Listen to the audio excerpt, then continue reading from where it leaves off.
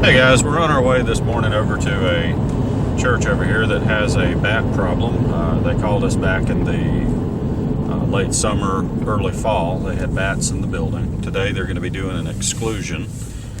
We are bringing them their bat houses that they can hang, and we're going to film a little bit about the building and what they're doing. I'll explain a little bit about it as we go, and we should be over there shortly. We'll let you all take a look.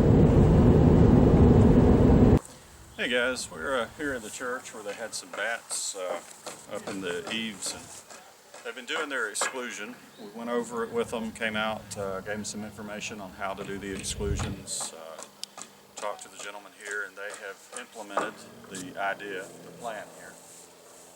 And if you look, you can see that the area right behind the gutter has been closed off so the bats can't get back in when they come back and crawl up there.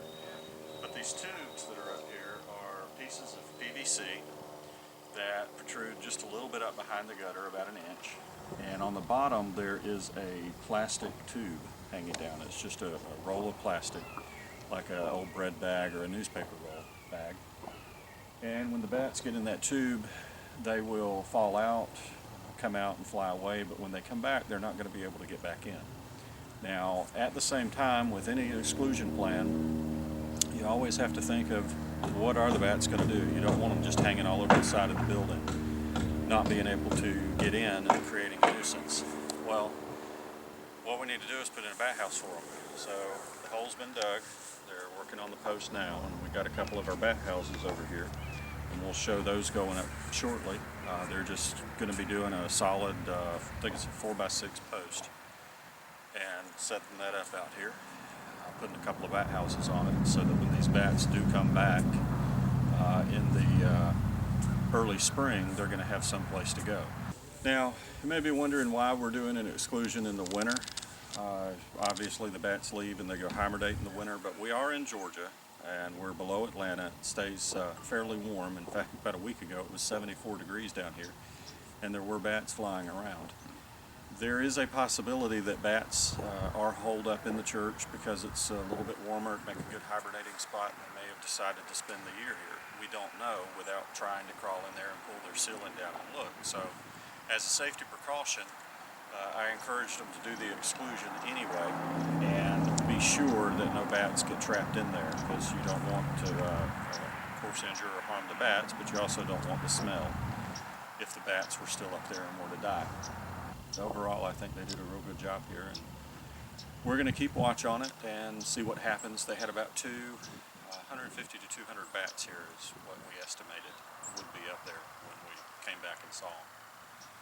And when we get the bat houses up, we'll shoot some more video here so you can see what's happening.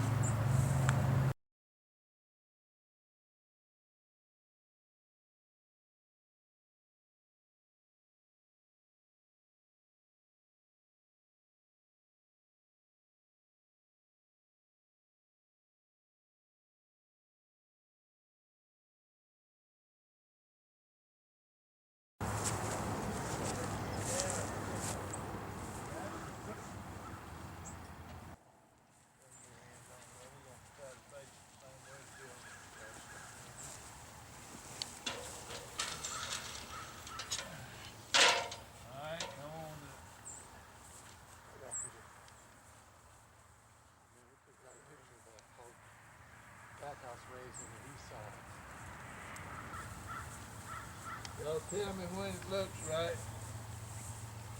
Right now. What do you think, Robert? Facing right? Stick some dirt in there. Get big wall right there. Don't put too much in it. We won't pan it up there. You can rotate it counterclockwise just a little bit. Counter. Up that way. There you go. That looks good. All right.